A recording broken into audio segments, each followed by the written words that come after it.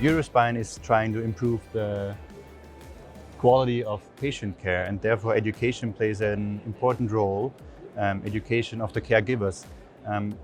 What are the offers EUROSPINE can give to their members? Actually, we're going back a long time now.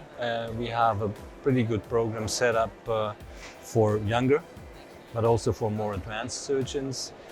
We have that basic modules, 5 they are, covering all entities from degenerative to tumor and infection.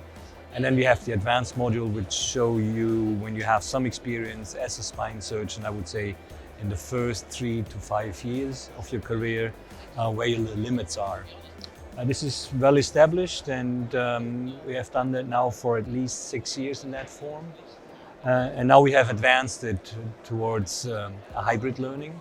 So we're going into the future by doing courses that can be done online, at least the frontal teaching is done online, and all the practical stuff plus the case-based discussions are done live with face-to-face.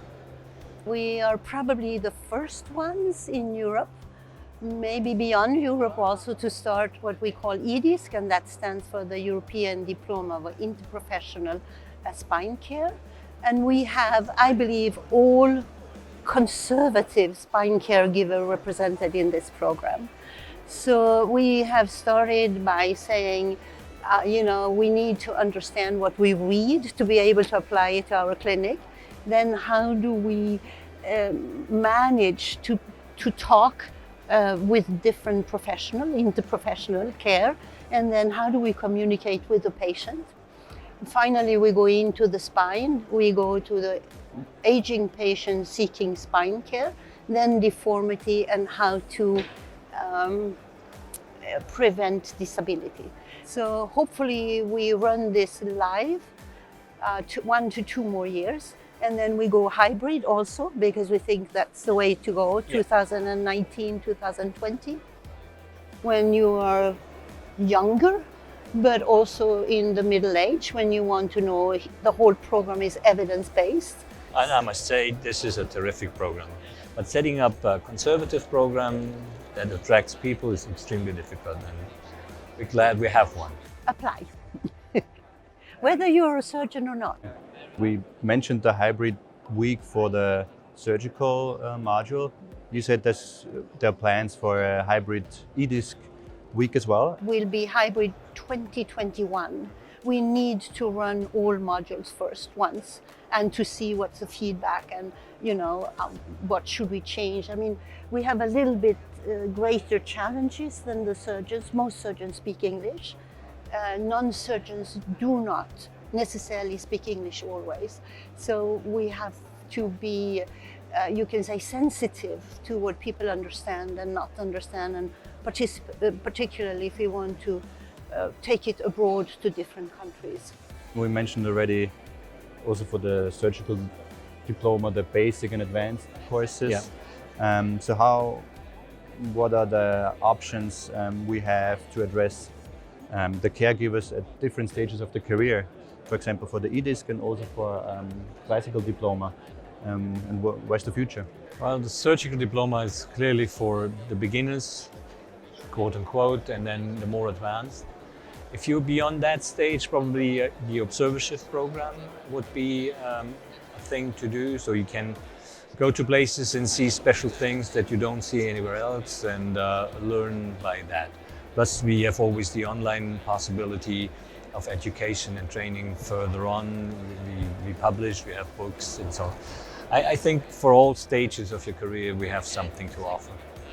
I would say the same. As you know, EUROSPINE is primarily a surgical society, but it's starting to assimilate non-surgeons also. And I think that we are now in a phase where we look at interprofessional collaboration, and we have the spring meeting that is very specialized, for example, the annual meeting where you can find a bit of everything. The EDISC has not yet gone into observership, but we hope we can do that, because it's equally important for non-surgeons to have a good skill and you learn the skill by trying and seeing others.